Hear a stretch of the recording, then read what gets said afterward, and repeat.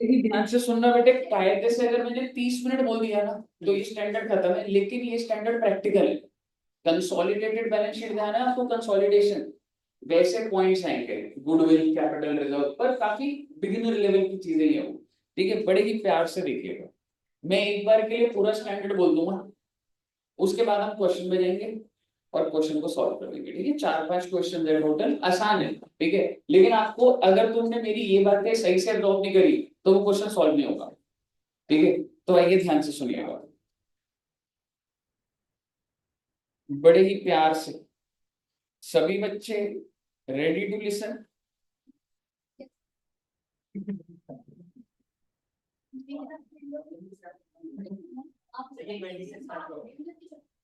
हाँ जी।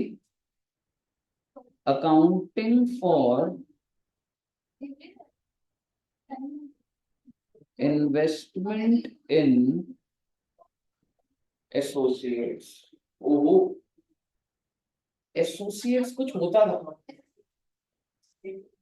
हाँ, क्या होता था कि अगर मैंने कंपनी में इन्वेस्ट करा तो मेरी एसोसिएट बन जाती थी।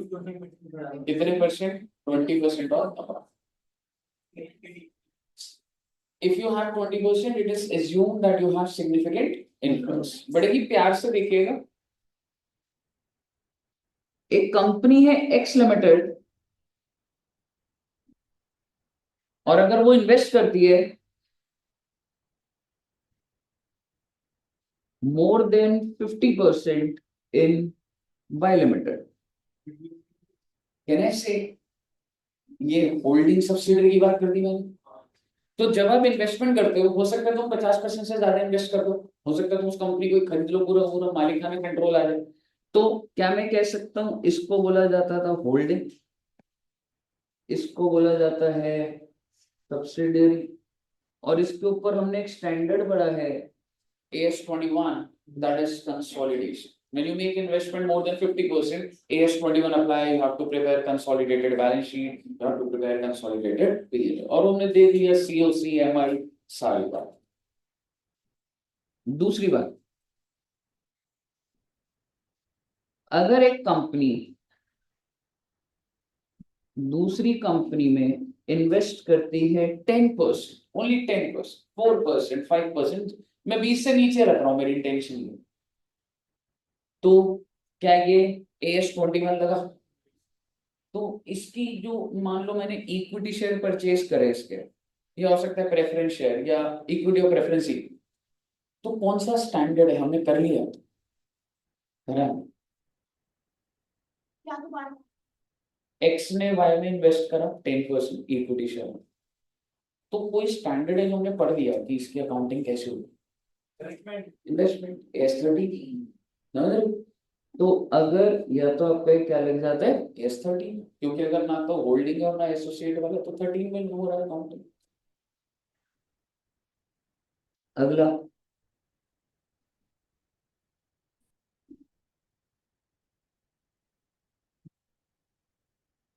एक्स लिमिटेड ने इन्वेस्ट करा वाई लिमिटेड में, और इन्वेस्ट करा 35%। अब आप मुझे बताइए, अब आप मुझे बताइए, क्या मैं कह सकता हूँ वाई लिमिटेड को क्या बोला जाएगा? एसोसिएट। क्योंकि जैसे ही आप 20 और अबव करते हो, मैं प्रोविजन भी लिख रहा हूँ कि इन केस ऑफ 20 और अबव, अगर आप कंपनी में इन्वेस्ट कर सकते, but up to 50%, up to 50। तो ये बोला जाता है, देखो जैसे अगर तुम मोर देन 50% करते हो ना, मैं दोबारा से ऊपर ले आ दूंगा, अगर तुम मोर देन 50% करते हो तो बोला जाता है कि तुम इस कंपनी को क्या कर रहे हो। If I invest 60%, that means I have control. And control doesn't necessarily means equity। आपको याद होगा अगर मैं बोर्ड ऑफ डायरेक्टर की अपॉइंटमेंट और रिजेक्शन कर रहा हूं तो उसको भी कंट्रोल बोल दिया जाता है। कंट्रोल की डेफिनेशन और कॉम्प्लिकेटेड जो थ्योरेटिकली लिखे होती है वो होती है। अभी मैं शेयर होल्डिंग के हिसाब से बोल रहा हूँ, अगर 50% से ऊपर है तो कंट्रोल कर रहा हूँ, और अगर 20% या उससे ऊपर है तो मैं क्या बोलता हूँ, that I have substantial interest। The word is 50% above होता है तो कंट्रोल बोला जाता है, 20% उससे ज्यादा होता है तो क्या बोला जाता है, that I have substantial interest.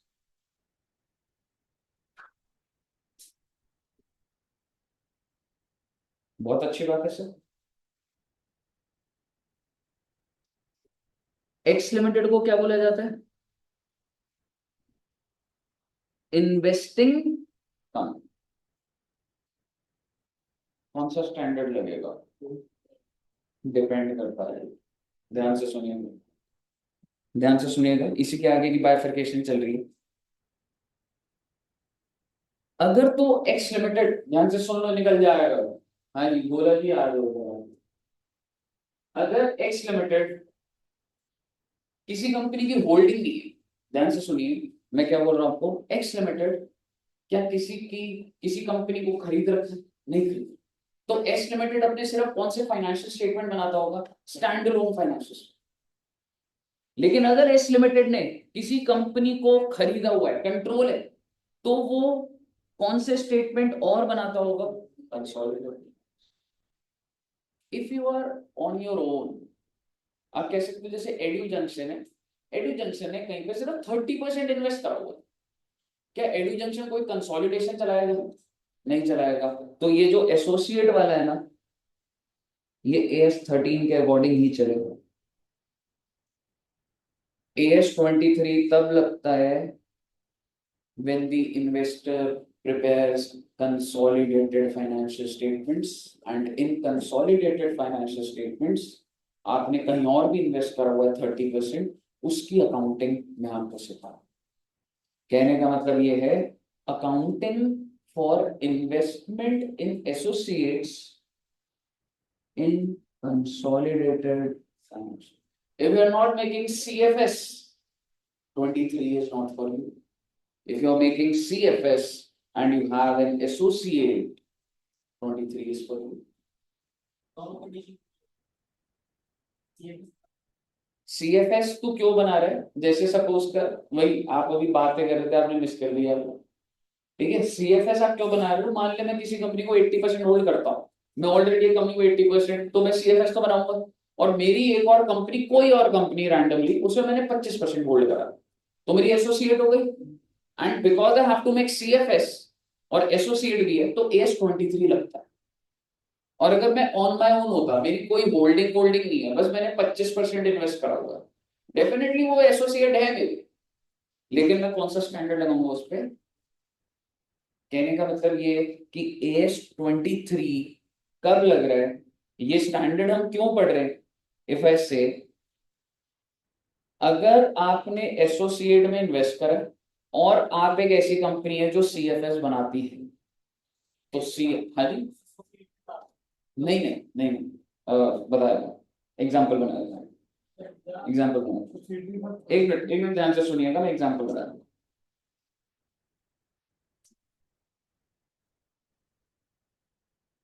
X limited 70% own करता है वाई लिमिटेड को, और एक्स लिमिटेड 30% ओन करता है जेड लिमिटेड को। तो आप समझिए, मेरा आपसे कुछ सवाल है, क्या x limited consolidated financial statement बनाएगा, बिल्कुल बनाएगा, होल्डिंग सब्सिडरी का रिश्ता है। और जब इसकी अकाउंटिंग करेगा तो कौन से स्टैंडर्ड के तहत करेगा, समझ रहे हो। सो इफ द कंपनी, बना कौन रही है, ये एक्स, तो एक्स जब अपना कंसोलिडेटेड फाइनेंशियल स्टेटमेंट बनाएगा तो उसमें जेड लिमिटेड, ये सिर्फ थ्योरेटिकल बात है। AS23 लग रहा है कि ये जो मैंने 30% करा है, इसके बारे में AS23 बता रहा है। ये जो नीचे अभी आ रहा हूं मैडम उसमें, ये जो एक्स और वाई की बातें हैं कि इसका कैसे होगा, ये तो हमने सीख लिया बच्चे, ये तो AS21 बताता है आपको, that if I am holding company, तो मैं जब कंसोलिडेट करूं कैसे करूं, समझ रहे हो। मैंने क्या आपको सिखाना है कि एच लिमिटेड अगर जेड लिमिटेड ये एसोसिएट है, तो कंसोलिडेटेड फाइनेंशियल स्टेटमेंट में इसका क्या ट्रीटमेंट होगा, मेरे को ये सिखाना। हाँ जी बताइए। जब एक्स और ये क्या है, वाई है ना ये, ठीक है, कंसोलिडेटेड बैलेंस शीट क्या होता है, एक्स प्लस वाई, तो ये अपनी कुछ इन्वेस्टमेंट दिखाएगा किसमें, जेड लिमिटेड में। वो कौन से स्टैंडर्ड के हिसाब से चलेगा, 23 के हिसाब से।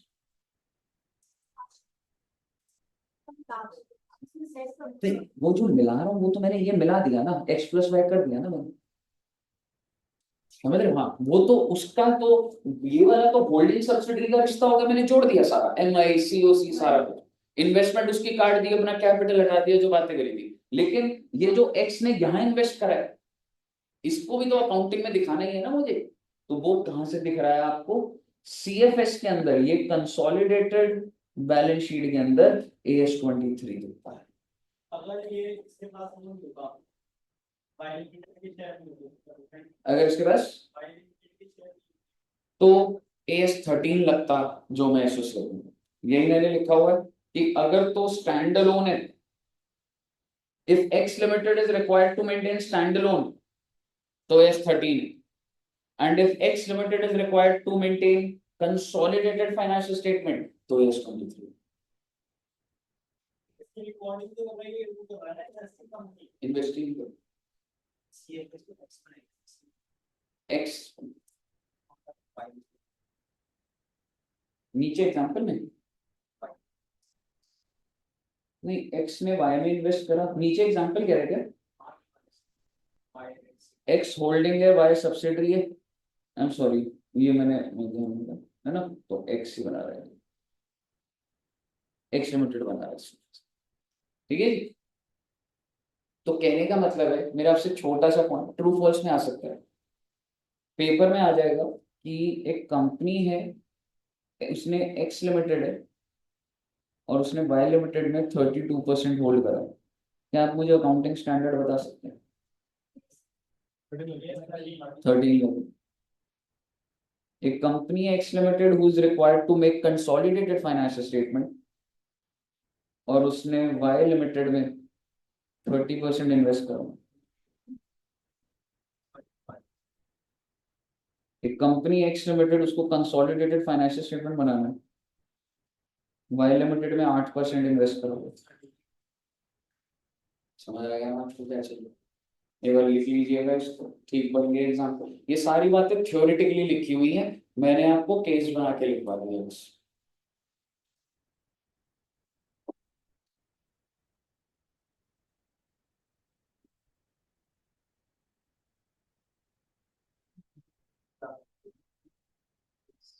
तो फिर 20 या 20 तो 30 स्टैंडर्ड लग था 23, मान लिया 8% दे रहे, और अगर मैं कहता 28% होता तो फिर कौन सा लग जाता, क्लियर है जी?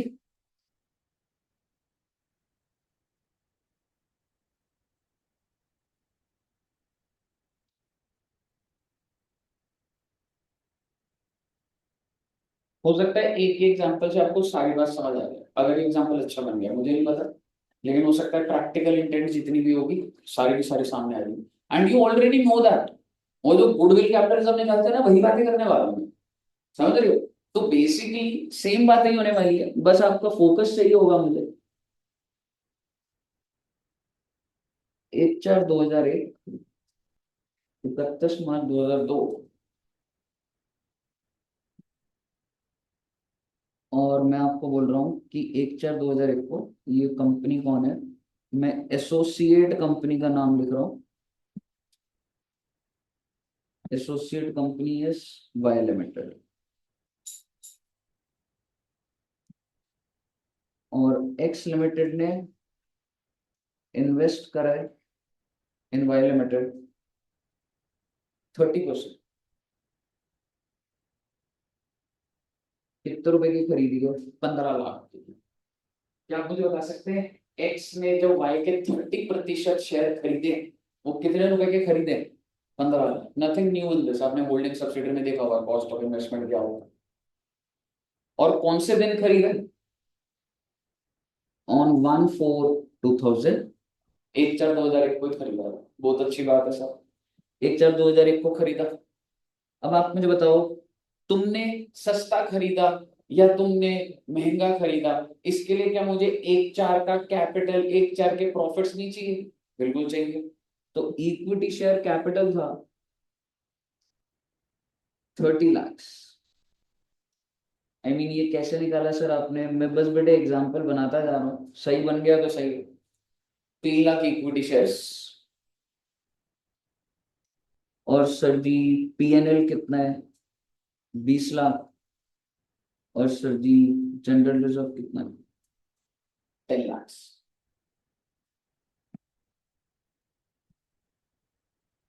और यहाँ पर जो पीएनएल है, जो साल का एंड हुआ वो हो गया बेटा 50 लाख। जो साल का एंड हुआ वो 50 lakh. And general reserve 10 lakh पर 10 लाख। मेरा आपसे सवाल, हमें सबसे पहले 1/4/2001 को मेरे को ये निकालना है, व्हाट इज द गुडविल और कैपिटल। तो मुझे निकालना है गुडविल और कैपिटल। मैं सीओसी नहीं लिख सकता, वो cost of control holding subsidiary की टर्मिनोलॉजी है। आप यहाँ पे सीओसी मत लिखिएगा। तो बेसिकली मैं गुडविल और वो निकाल रहा हूँ। क्या आप मुझे बता सकते हैं what is the cost of investment? तुम डेवलप्ड बच्चे हो, थोड़ा सा मैं एडवांस वर्जन यूज कर दूंगा। बाय चांस अगर मैंने यहाँ पे डिविडेंड का पंगा डाल दिया होता और बाय चांस वो डिविडेंड प्री एक्विजिशन डिविडेंड होता जो आपने कंसोलिडेशन में करा है, तो मैं इतनी तो समझ है ना कि अगर जब क्वेश्चन अभी आएगा तो कॉस्ट ऑफ इन्वेस्टमेंट में से हम लोग कौन से डिविडेंड को माइनस करते हैं। अभी नहीं डाला मैंने, लेकिन अगर मैं बोल देता कि कुछ डिविडेंड इस दिन डिक्लेयर कर दिया जो पुराने साल का था, जो आपको मिल गया, तो 15 लाख की इन्वेस्टमेंट छोड़ना भैया। समझ गए ना आप इंटेंशन को? यूज कर रहा हूं आपकी नॉलेज को। तो 15 लाख। मुद्दे की बात ये है कि सर 15 लाख देकर मुझे मिला क्या? Equity share capital is 30 lakh. 30 lakh का कितना बच्चों? How much? 9 lakh. Then PNL. PNL कितना था? 20 लाख का 30%।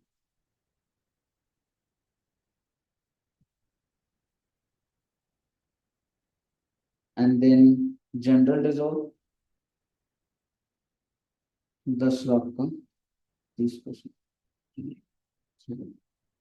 आप मुझे बताइए, यू हैव पेड 15 लाख। और क्योंकि मुझे तुम्हें स्टैंडर्ड के एंगल से बोलना है तो मैं कुछ टर्मिनोलॉजीज भी यूज कर रहा हूँ, आपको एकदम ये कंसोलिडेशन जैसा लग रहा है, लेकिन मैं इसको बस ऐसे बोल रहा हूँ कि एक बात बताओ, तुम्हारे नेट एसेट्स थे कितने के? ये नेट एसेट नहीं था। तो 60 लाख का कितना करा है मैंने? 30% ही करा है ना। ले देके जो आपको है वो नेट एसेट का 30% 18 ही कर दिया ना बस मैंने वो। अब मुझे बताइए, अब मुझे बताइए कि गुडविल या कैपिटल रिजर्व? कैपिटल 3 लाख।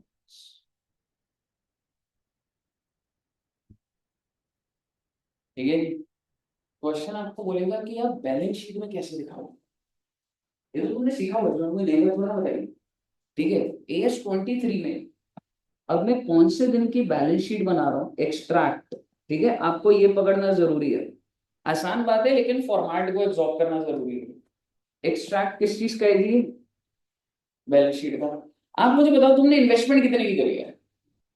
15। तो एक बात बोलूं, आप जब ये इन्वेस्टमेंट लिखोगे तो एक बात तो तय है, फाइनल आंसर क्या है? 15। इसको लिखने का तरीका है, लिखने का तरीका क्या है? Net assets. क्या आप मुझे बता सकते हैं आपके नेट एसेट्स कितने थे? 18 लाख। और कैपिटल रिजर्व आपको फायदा हुआ तो उसको आप कैसे दिखाओगे? Less capital reserves 3 lakh. बाहर आ गए। आराम से देखो, ये वाली चीज थोड़ी सी मतलब बातें वही है, बस अलग तरीके से मिलती है। समझ रहे हो? क्वेश्चन का लेवल थोड़ा सा बढ़ जाएगा, डिविडेंड आ जाएगा वैसे, और तो कुछ नहीं आएगा। आज ही प्रैक्टिस कर लेंगे क्वेश्चन। नहीं वो नहीं आएगा। ठीक है, मेरी बात ध्यान से देखिएगा, इन्वेस्टमेंट कितने की थी बच्चे, 15 लाख। ठीक है, तो मैंने वो आउटर कॉल, क्योंकि मैं आपको अपना बताऊं, मेरे को खुद वो दिमाग के अंदर वो ऐसे होता है कि भाई कितना कैपिटल है और ऐसे है, पर आपको प्रेजेंटेशन ऐसे लिखनी पड़ेगी, तो आपको नेट एसेट भी पता होना चाहिए, आपकी प्रेजेंटेशन ऐसे रहेगी। ठीक है, और बाहर क्या लिखोगे आप, 15 लाख। मेरा आपसे सवाल, अगर मेरी इन्वेस्टमेंट 20 लाख की होती तो, सपोज करो, ये लिखना मत अभी आप, मान लो मैंने 20 लाख इन्वेस्ट करे होते, तो एक बात तो तय है, आउटर कॉलम में क्या आता, क्योंकि भैया जो जेब सजाएगा वही तो रिकॉर्ड हो रहा है, अल्टीमेटली अंदर की बात है तो अलग चल रही है ना। अब मुझे बताइए, नेट एसेट क्या होता है आपका, सेम होता है जी, 18 लाख हो तो, और क्या आ जाता है आपका, तो थोड़ा सा इस पैटर्न को पकड़ने की कोशिश करें कि मैं बाहर वाले इन्वेस्टमेंट लिख रहा हूँ, फिर नेट एसेट का दिमाग लगा लेता हूँ मैं, और गुडविल या capital reserve, goodwill obviously add करूंगा, क्योंकि कौन सी साइड है, एसेट साइड की बात कर रहा हूँ मैं आपसे, और ये कौन सी साइड की बात कर रहा हूँ मैं, आई मीन दोनों, तो इसलिए मैंने कैपिटल रिजर्व को क्या करा है जी, क्लियर है बच्चा, ध्यान से सुनते जाइएगा बात।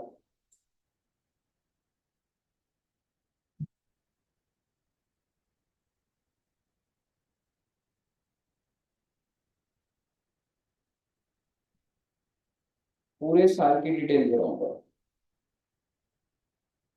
पूरे साल प्रॉफिट्स हुए, कितने प्रॉफिट्स हुए थे पूरे साल, 30।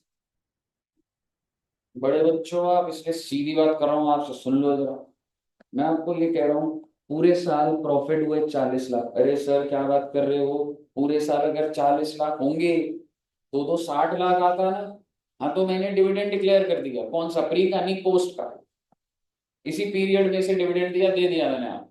मेरे कहने का मतलब है, ड्यूरिंग द ईयर 2001 2002 का प्रॉफिट कितना है, 40 lakh, and I have paid you dividend of 10 lakhs 2001 2002 के प्रॉफिट में से, तो क्या मेरे पीएनएल में तो 30 ही दिखेगा ना, क्योंकि जब डिविडेंड डिस्ट्रीब्यूट कर दूंगा तो गायब हो जाएगा ना वो तो, क्यों, यही होता है ना, what is dividend, dividend is appropriation of profit, बढ़िया डिविडेंड।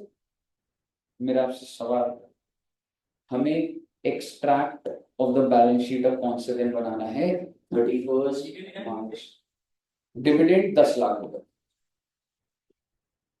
40 लाख का प्रॉफिट था, 10 लाख का डिविडेंड दे दिया, इसलिए ड्यूरिंग द ईयर 30 lakhs दिख रहा है, और अब मुझे क्या बनाना है, एक्सट्रैक्ट बनाना है, ध्यान से दिखेगा,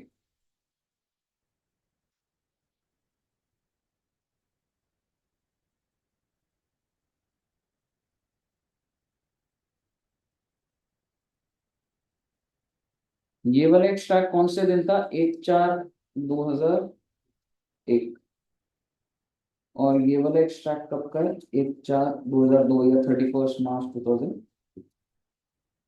ये भी बैलेंस शीट का एक्सट्रैक्ट है, 31 मार्च 2000। और मैं क्या करूंगा, करना क्या है भाई, मुझे बताओ तुम्हारे नेट एसेट थे कितने के, ना वो इन्वेस्टमेंट, समझना मैं कैसे कर रहा हूँ, नेट एसेट कितने का था मेरा, 18 लाख, और मैं आपके लिए कैपिटल रिजर्व भी लिख देता हूँ हम लोग, 3 लाख, यही था ना, बदल थोड़ा ना जाएगा, डिविडेंड कौन से प्रॉफिट के? पोस्ट, तो इसलिए उधर को मिल गया होगा, अगर मैं उसको प्री बोल दूंगा तो पंगा डल जाएगा, प्री होगा तो मेरे को पहले वाला डिटेल चेंज करना पड़ जाएगा, तो मैं कह सकता हूँ ये एग्जिस्टिंग सिचुएशन है। अब आप मुझे बताइए, क्या कंपनी ने प्रॉफिट्स नहीं बनाए, कितने रुपए के, जो एसोसिएट है उसे कितने प्रॉफिट बने, 30 लाख, तो 30 लाख का मेरा कितना हिस्सा, 30%, 9 लाख, तो मेरे नेट एसेट बढ़ जाएंगे, मैं इसमें ऐड क्या कर दूंगा, कंसोलिडेशन में तो ये करते थे, पोस्ट के प्रॉफिट को बढ़ा नहीं देते थे कि अपने प्रॉफिट बढ़ा लेते थे, हाँ जी, फर्स्ट डे है ये, वो लास्ट डे। अब आप मुझे बताइए, ये जो प्रॉफिट कमाया तुमने, कितने के कमाए, 30 लाख, उसमें से आपकी शेयर कितना, 9, that means the carrying value of the investment मैं लिखवा दूंगा, इज 1827, इसको क्या बोला जाए, carrying value of investment, book value of the investment, books में कितने की रिकॉर्डेड है, इतने की रिकॉर्डेड है इन्वेस्टमेंट, अगले साल प्रॉफिट होगा फिर बढ़ जाएगी इन्वेस्टमेंट, डिविडेंड बढ़ गया तभी तो 30 पकड़ा मैंने, नहीं तो मैं +40 -10 करता। तेरे को ड्यूरिंग द ईयर प्रॉफिट कितने हुए, 30 40, वैसे टेक्निकली अगर बोलूं तो 40, तो तेरे को पहले, हाँ प्रॉफिट 40 है डिविडेंड 10 है, तो नेट नेट 30 हो गया ना, समझ रहे हो, नहीं तो मैं +40 का करूं फिर माइनस डिविडेंड का 10 का करूं, नेट बात तो वही है ना, ठीक है। तो बेसिकली आप समझो कि एवरी ईयर, नेक्स्ट ईयर जब और प्रॉफिट होगा तो ये और बढ़ जाएगा, जब और प्रॉफिट होगा तो और बढ़ जाएगा, लॉस होगा तो कम हो जाएगा, और लॉस होगा तो कम हो जाएगा, और लॉस होगा तो कम हो जाएगा, लेकिन जीरो तो हो जाएगा पर नेगेटिव नहीं होगा। ये प्रोविजन आपको बता रहा हूं, क्वेश्चन आने वाला है, हो सकता है सर जी मैं जिस जो एसोसिएट मेरी कंपनी है मैंने 5 करोड़ डाले, और सर जी भारी नुकसान हो गया, 5 करोड़ तो मैंने डाले, मेरा तो नुकसान ही उसका परसेंटेज जब नुकसान डाल रहा हूँ तो 6 करोड़ का, तो आप अपनी इन्वेस्टमेंट को माइनस पे नहीं दिखाओगे, आप अपनी इन्वेस्टमेंट को निल पे दिखाओगे। प्रॉफिट्स ये नेट एसेट के बाद जो प्रॉफिट निकालिए बैलेंस शीट में ऐसे है प्रॉफिट, तो टेक्निकली क्या होगा बच्चे ये, और ये क्या आ जाएगा,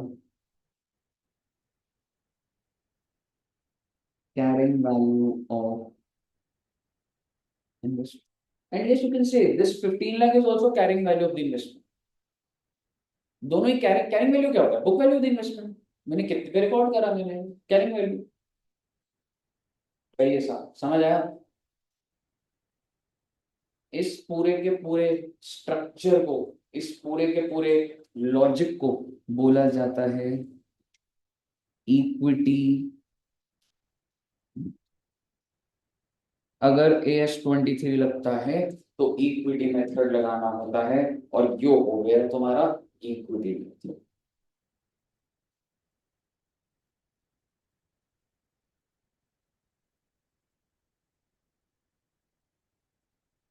प्रैक्टिस, थ्योरेटिकल एक दो बातें हैं, लेकिन अगर तुम्हें ये समझ आ गया तो बस मैं एक डिविडेंड का पंगा डाल दूंगा, क्या कर दूंगा मैं,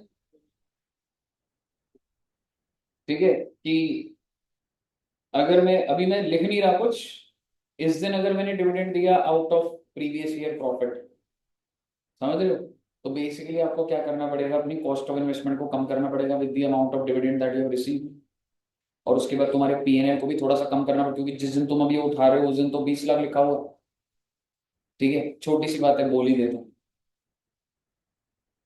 नहीं यहाँ पे पंगा डल जाएगा, छोड़ो, प्रैक्टिस के अंदर ही सीधा आएगा, सीधी बात है, यहाँ तक क्लियर है, नोट करिए सब बच्चों, अगली बात समझिएगा,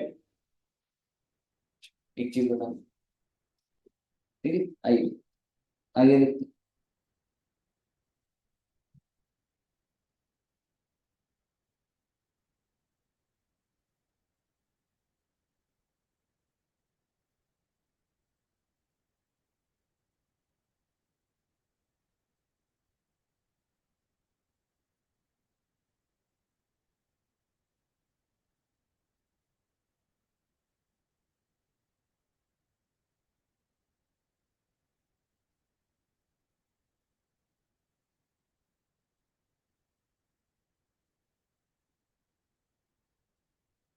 क्या मैं कह सकता हूँ कि H लिमिटेड होल्डिंग है और B लिमिटेड सब्सिडरी है, बोल सकता हूँ, बोल सकता हूँ ना।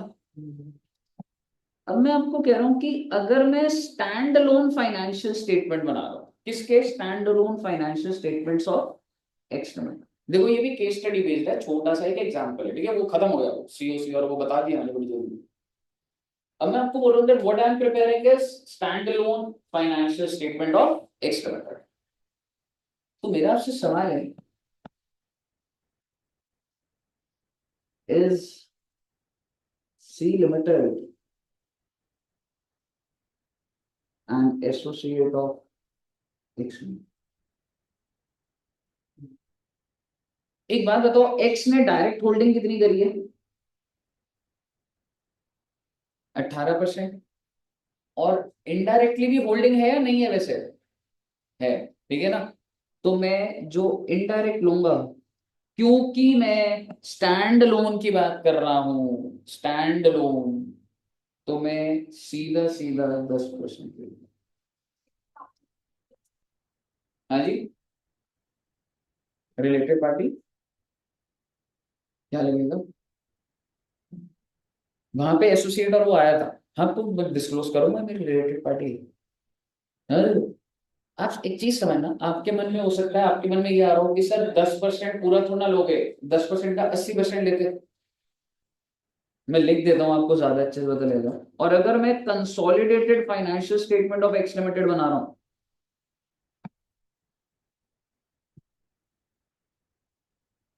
तो आप मुझे बताइए डायरेक्टली ये कितना होल्ड कर रहा है? एक्स। ए भैया, जो इसने इसको इन्वेस्ट करा वाई में, सॉरी सी में, क्या मैं कह सकता हूं इसको डायरेक्ट बोल सकता हूं?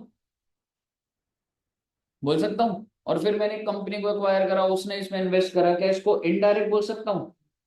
अगर हाँ, तो वो जब कंसोलिडेटेड होता है ना, तब वो लॉजिक लगाते हो आप। मेरे कहने का मतलब है डायरेक्ट 18 और इनडायरेक्ट में 10% का 80%, दैट इज 8%, दैट इज 26%।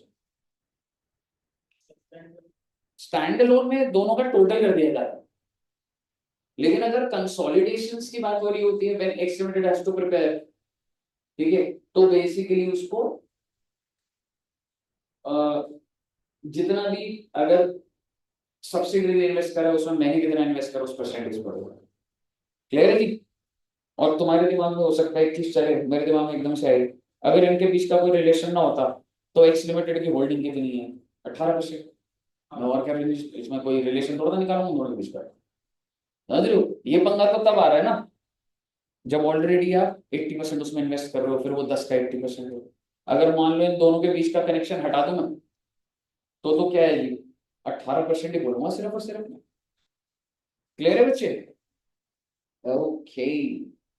अगर ये ऐसी बी लिमिटेड का सी लिमिटेड में 10% की 8% होता। फिर वो नहीं होती, क्योंकि 1% का 80% होता। हाँ, तो वो एसोसिएट नहीं है वो।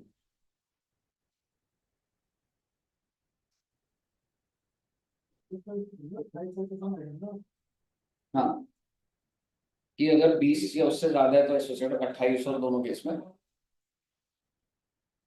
तो आप कह सकते हो कि इस वाले केस में for the purpose of stand alone, जी हाँ वो है, and for the purpose of consolidation, जी हाँ वो है।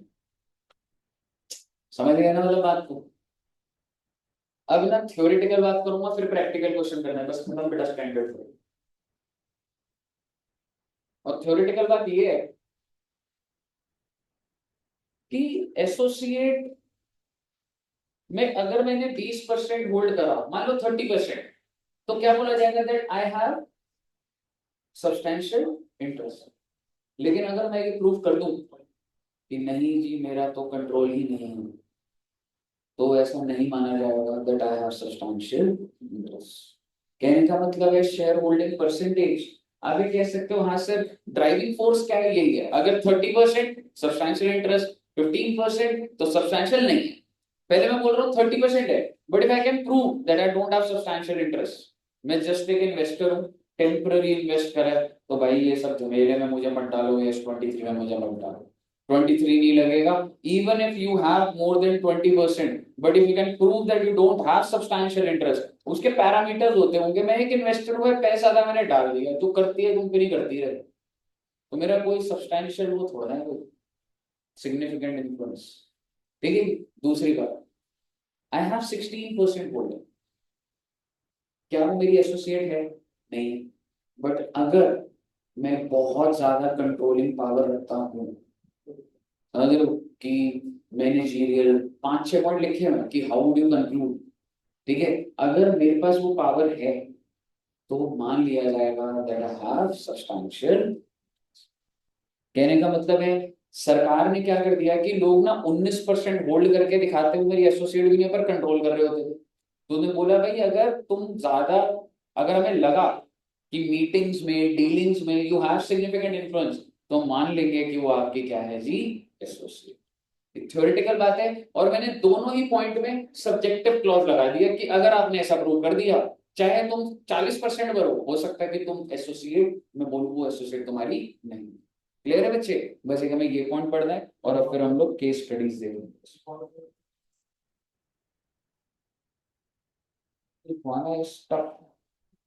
इस स्लाइड में वाले में जो 28% निकाला था उसमें एएस 23 लगेगा। नहीं, स्टैंड अलोन में लगी नहीं है, क्योंकि तू सोच एक कंपनी स्टैंड अलोन भी बनाती है, दोनों अलग अलग फाइनेंशियल, तेरे को स्टैंड अलोन चाहिए एयरटेल का, स्टैंड अलोन ले, उसके अंदर वो नहीं लग रखा होगा 23 ये जो चल रहा था। तेरे को कंसोलिडेटेड चाहिए, उसमें 23 के साथ लगे होंगे मिलेगा।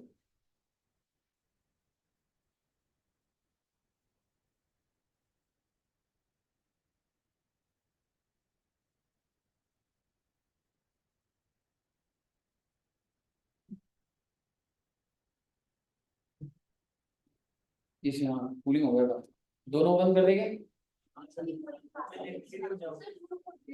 क्या है? वही बोल रहे थे आपकी अच्छे नोट्स होते हैं, पहले तारीफ करते हो। चलो बनाओ। चलिए, अच्छा यहाँ से पढ़ना बच्चे, और कहाँ से पढ़ना है?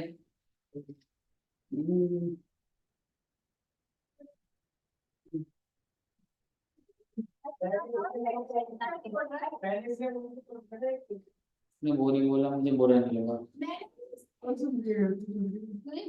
और 1000 रुपये तुमने, तुम सब बच्चों ने एक एक चेयर तो एवरेज तोड़ ही देते हो, उठ के आराम से नहीं आ सकता रखने के लिए, वहीं से ही एंगल बनाया गया रखने का।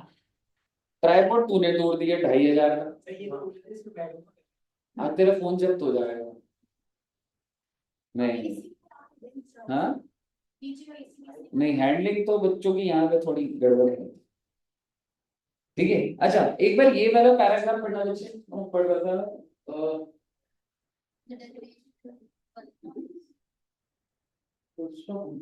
ये एक से पढ़ लो दिस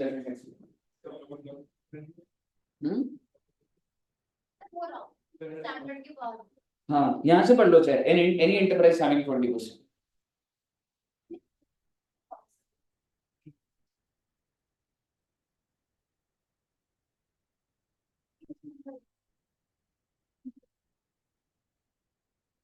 वन वन वन, ये लिखा है कि 20% और मोर होगा will be assumed to have significant influence unless proved otherwise। अगर आपने प्रूव कर दिया कि नहीं रे सिग्निफिकेंट इन्फ्लुएंस नहीं है तो ठीक है भाई, आगे बढ़िएगा। Significant influence may be gained by share ownership, statute, agreement. Similarly, any enterprise that does not, यहाँ से पढ़िएगा, an enterprise that does not have 20% control, it is assumed that it has no significant influence unless proved otherwise. And here are some points: an enterprise can influence the economic decision by ways, मतलब अगर ये वाले have some voting power, थोड़ी बहुत voting power है तो भी हो सकता है। Representation on the board of directors, participation in policy making process, interchange of managerial personnel, मतलब एक कंपनी का डायरेक्टर में दूसरी कंपनी में कर रहा हूँ और कर रहा हूँ तो हो सकता है सिग्निफिकेंट इन्फ्लुएंस है मेरा, and provision of essential technical information. ये वाले आप पॉइंट्स अगर लिखना चाहिए तो 5 लिख दो। आगे लिख दो, चलो ऐसे लिख दो।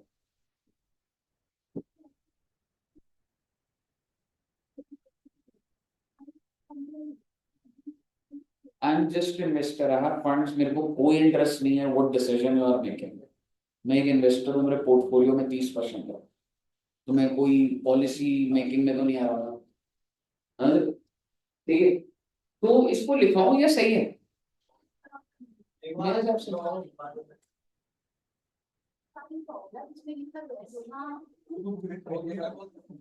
तो सेम लाइन मत पढ़ना। नहीं वो ज्यादा हेडिंग क्या देनी बाकी तो फिर नहीं। सर हेडिंग लिख लो बस और उसमें वो लिख लेना, if an enterprise, if an enterprise holds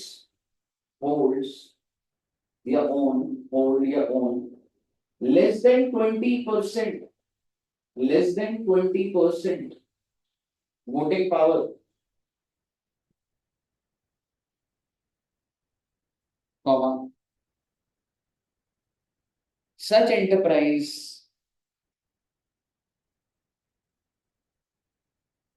is assumed that it does not have substantial interest. Sir 20% के बाद रिपीट करना एक बारी। चलिए हमें 80% के बाद, if an enterprise holds less than 20%, 20%, less than 20% voting power, such enterprise is assumed that it does not have substantial interest or significant influence, or significant influence, significant influence, unless proved otherwise, unless proved otherwise.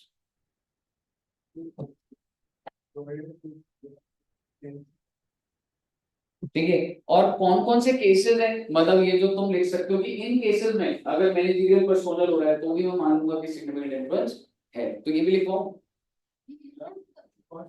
हाँ तो एक बार लिख लो आगे, in the following cases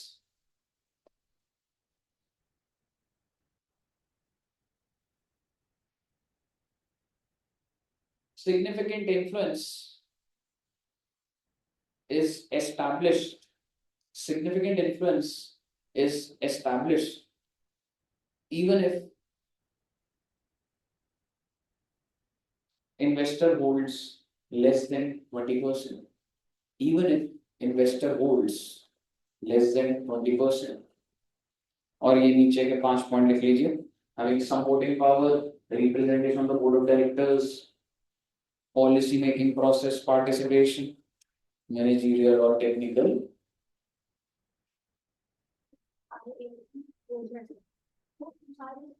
madam disclosure आती नहीं है, पर disclosure है जब आप एज समझ जाते हो तो आपको खुद भी पता लग जाता है कि ये बातें डिस्क्लोज करें, बट आप उसको जस्ट रीड करना। अभी वाले में तो कोई भी थ्योरी वाला आया ही नहीं था। हाँ इस बार नहीं आया था, बट यही एक बहुत ही डिस्कम्फर्ट था कि इतनी सारी थ्योरी थी और आना भी नहीं चाहिए, नहीं आना चाहिए। वो तंग करने के लिए कुछ करके पंगा 5 नंबर ऐसे ज्यादा तो नहीं करेंगे, पर डेटा ऑलरेडी बहुत है भाई, कितने सारे स्टैंडर्ड है, सबसे प्रैक्टिकल डेटा निकल सकता है, अच्छे स्टैंडर्ड है।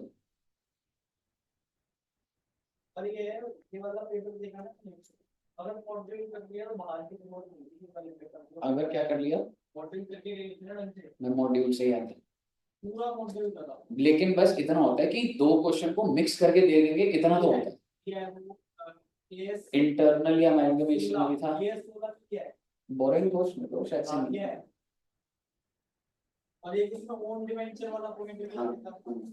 वो तुम्हारे इसमें ना था शायद से, पता नहीं अभी तक वो पहुंचे। ओन डिवेंचर तो मिला नहीं है सर। अमेलगमेशन ईसॉप है तुम्हारा, हट गया है, बायबैक में होगा वो क्वेश्चन ओनली वेंचर, उसमें एक पॉइंट पे है। बताइए क्लियर है बच्चे? ओके तो सर जी एग्जांपल नंबर 1 आपकी स्क्रीन पे, एग्जांपल में 2 करेंगे, इसी तरीके से इलस्ट्रेशन बढ़ाते रहेंगे। एग्जांपल नंबर 1 पढ़िए।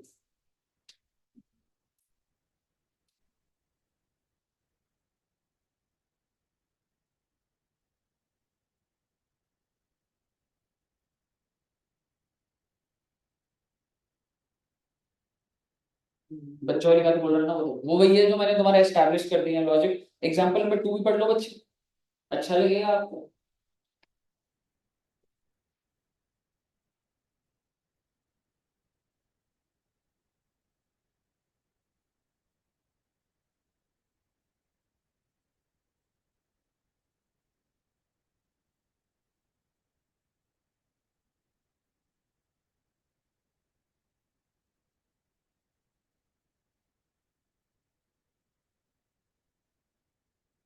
समझ आ रहा है वो कंसोलिडेटेड उसमें कैसे कर रहा है, 1:1 चल रहा है स्टैंड अलोन में तो टोटल कर देता है बस दोनों की होल्डिंग का, और अगर वैसे होता है तो परसेंटेज लगा कर करता है।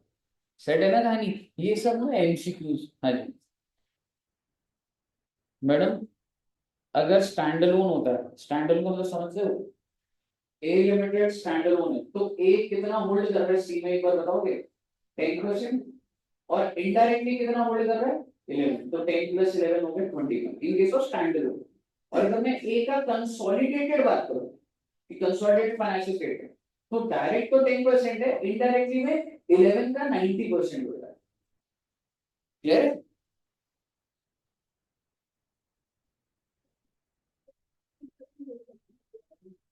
सी में 8%, डायरेक्ट 8%, तो फिर वो, और सी में कितना होल्ड कर रही,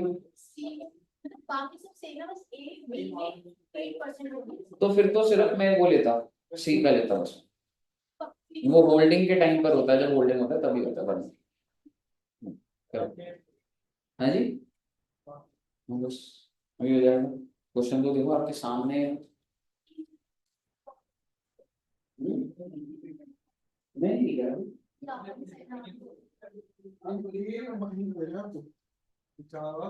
नहीं बस ये एक आध कर लो, वैसे 5-10 मिनट के क्वेश्चन रह जाएंगे पर मैं ही कराऊंगा आपको, कोई बात नहीं। वो लेट हो गया मैं तो वो है। पर ये वाला तो कर लो, 130 तक तो करो। और मैं आपको एक चीज बता रहा हूँ, ऐसे रीड करोगे ना तो होगा नहीं, वही वाला चार्ट बनाओ, एक्वायर कब करा, कितने परसेंट, 2 मिनट में कहानी खत्म हो गई। समझ रहे हो? हाँ जी करना है। मैं इतनी देर से पढ़ा रहा हूँ, तुम भी तो पढ़ाई करोगे।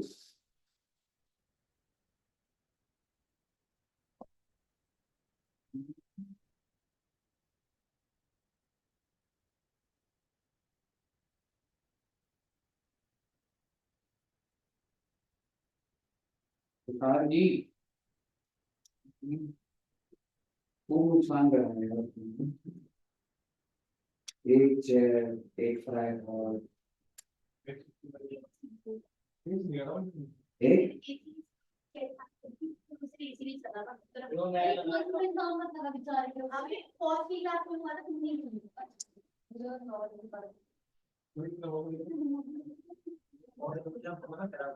हाँ?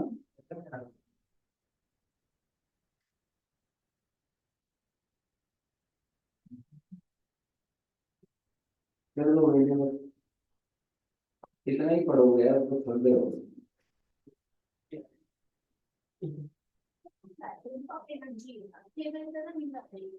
और हाँ सर, 1 बजे मत लाया तो सुबह 9-10 बजे ठीक है। हाँ सर, 9 बजे ठीक है। तुम एक सर ऐसे घूमता हुआ दिख रहा है इधर। क्या बोल रहे थे ये आप? तो देखो, दीपक को देखो, कभी बोलता है, कुछ नहीं बोलता। हाँ दीपक पढ़ गया कॉलेज में भी पढ़ाई नहीं करता, यहाँ भी नहीं करता।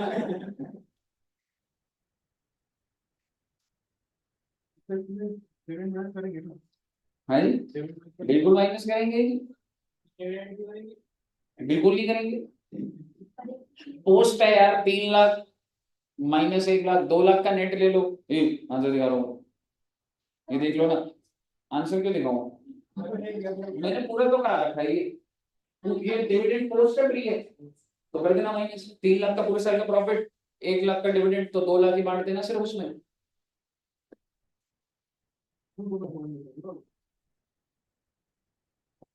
क्या होगा?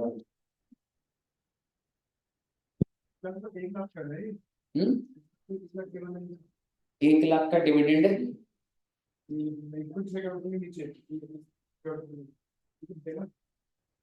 क्या बोल रहे हो दोस्त? SPR is reserves. यार वो तो गुडविल कैपिटल रिजर्व के लिए है ना। तो पहले गुडविल और कैपिटल रिजर्व निकालो।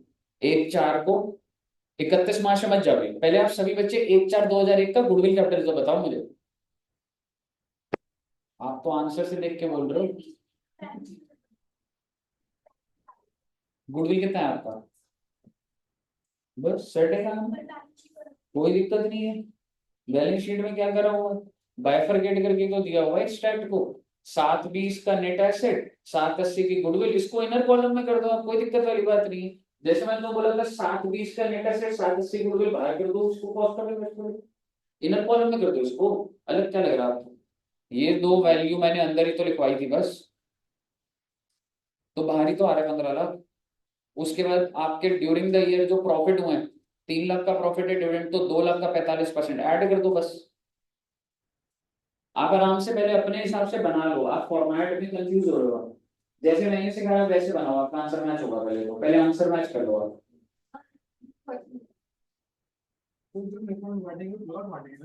हाँ 2 लाख, तीन, हाँ 2 लाख, 2 लाख का 45%।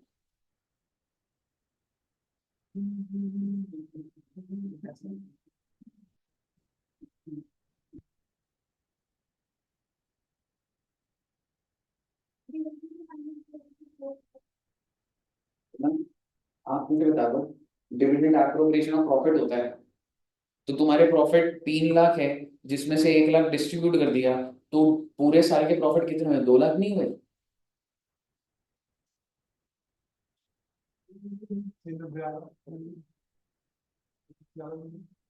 बिल्कुल 690 है अभी।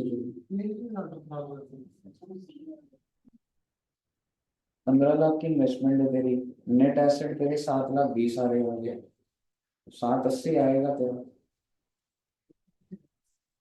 क्यों आएगा, गुडविल कैपिटल जिस दिन तूने खरीदा है, उस दिन पहले गुडविल कैपिटल तो निकाल ले। मैं बनाऊं क्या, मुझे सामने स्क्रीन पे देखने में और करने में बड़ा फर्क होता है। मैं करा दूंगा आसान लगता है। हाँ बोलो।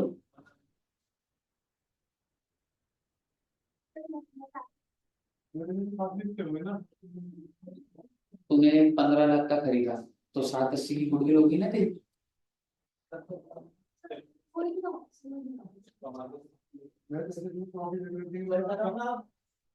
ये इस पे तो और भी कराना था, बट वैसे स्टैंडर्ड देने को हो दे दूंगा, पर कोई बात नहीं, 15-20 मिनट लगाऊंगा।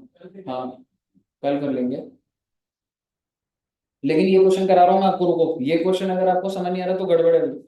आप मुझे बताइए मैंने खरीदा कब तक कंपनी को, डेट बताइए आप। और साल एंड का पूरा 1/4/2002। ड्यूरिंग द ईयर प्रॉफिट्स कितने थे, 3 लाख, और डिविडेंड कितना दे दिया, 1 लाख। तो आपको समझ आ रही है कि प्रॉफिट तो 2 लाख ही हुए ना। अब आप मुझे बताइए 1/4 को कॉस्ट ऑफ इन्वेस्टमेंट कितने की है, 15 लाख। अब आप मुझे बताइए 15 लाख में से अब तुम्हें उसके बदले मिला क्या, इक्विटी शेयर कैपिटल कितना है, 10 लाख। पीएनएल कितना बैलेंस था इधर,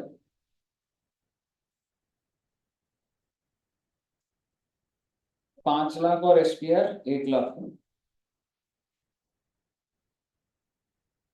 एसपीआर कितना था, 1 लाख, और जनरल रिजर्व कितना है, टोटल कितना हो गया, 16 लाख का। तो कितने परसेंट मिलेगा, कितना परसेंट एक्वायर करा था, 45%। कितना आएगा 16 लाख का 45%, 7,20,000। तो आपको इतना सामान मिला है बस। And how much you have paid, 15 lakhs। तो what is the amount of goodwill, 7,80,000। अब आप प्रेजेंटेशन देखिए प्लीज, ये मैं बैलेंस शीट बना रहा हूँ, फिर दोबारा बोल रहा हूँ प्रेजेंटेशन ध्यान से देखो। मैंने सबसे पहले अपने दिमाग में लिया है कि इन्वेस्टमेंट तो 15 लाख की है, तो 15 लाख बाहर जाएगा। और मैं नेट एसेट कितने लिखूंगा बेटा, 7,20,000, और गुडविल कितनी, 7,80,000। 15 लाख की बात हो रही है, यहाँ तक क्लियर है पहले आपको। अब आप मुझे बताइए जब पूरा साल खत्म हो गया, तो सिर्फ और सिर्फ जिंदगी में क्या चेंज आया है, 2 लाख के प्रॉफिट ही तो बढ़े हैं, उस 2 लाख का 45% ही तो घुसाना है मैंने इन्वेस्टमेंट के अंदर। अब आप मुझे बताइए आपका नेट एसेट ऑलरेडी कितना था, 7.2 lakhs। आपने कितने के प्रॉफिट्स कमाए, कंपनी ने 2 लाख के, उसमें से तुम्हारा कितना हिस्सा, क्या ये इन्वेस्टमेंट बढ़ना नहीं चाहिए, बिल्कुल बढ़ना चाहिए, प्रॉफिट बढ़ रहा है और ये भी बढ़ेगा। ठीक है, कितना आ रहा है, 90,000। और गुडविल की वैल्यू कितनी चल रही है, तो बाहर आ जाएगा जी कितना, 15 लाख 90। क्लियर है? वही बात है, बस वो क्या है, वो फॉर्मेट में अजीब सा लग रहा है, समझ रहे हो? पर अगर आप सिर्फ अपने बेसिक्स क्लियर रखोगे, इस इन्वेस्टमेंट से, इस दिन के डिस्क्लोजर से लास्ट डे के डिस्क्लोजर में मैंने सिर्फ इन्वेस्टमेंट में क्या जोड़ा है, जो भी मेरे प्रॉफिट है उसका 45%, समझ रहे हो? एक छोटी सी बात बोलूंगा, इलस्ट्रेशन नंबर 2 हो जाएगा आपका, ठीक है? आप खुद से करना उसको ऐसे, सपोज करो मेरे को लॉस होता, ठीक है, ध्यान से सुनिएगा, फिर होमवर्क दूंगा। सपोज करो मेरे को अभी कितने का प्रॉफिट हुआ था, 2 लाख, मान लो मेरे को 2 लाख का लॉस होता, तो आप मुझे बताइए, मैं ये 2 लाख का 45% प्लस करता या माइनस करता? माइनस करता, फिर भी अभी तो पॉजिटिव में आ रहा है। ऐसे अगले साल लॉस होता, तो मैं पहले नेट एसेट को खत्म करता जाता, फिर जब मेरे वो खत्म हो जाते मैं गुडविल को भी खत्म करता जाता, और जब गुडविल भी बन के 0 हो जाती तो मैं इन्वेस्टमेंट को निल कर दूं। अगले एग्जाम्पल में सिर्फ ये है 4-5 साल के लॉसेस दे रखा, ठीक है, हो जाएगा ना? इलस्ट्रेशन नंबर 2 आप कर लीजिएगा। नेक्स्ट क्लास में मेरे को प्रैक्टिकली क्वेश्चन ही कराने हैं। वैसे अगर किसी बच्चे का करने का मन है वो कर सकता है, पर उसमें एक मिस्टेक भी है, फिर भी करना चाहो तो कर लेना, नहीं तो मैं आधा घंटा स्टैंडर्ड में लगा दूंगा। अच्छा, अभी करवा दो।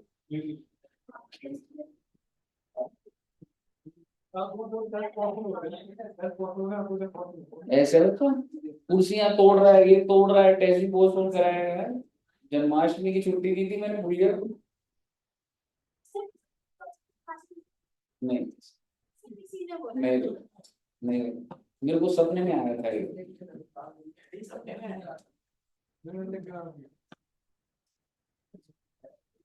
भाई साहब तो अभी नुकसान करा दिया है। आजकल 2 दिन खान अब खा नहीं सकता मैं, लोग खर्चा रोकने पड़ेंगे। ठीक है जी, ऑनलाइन सबको क्लियर है? Yes sir.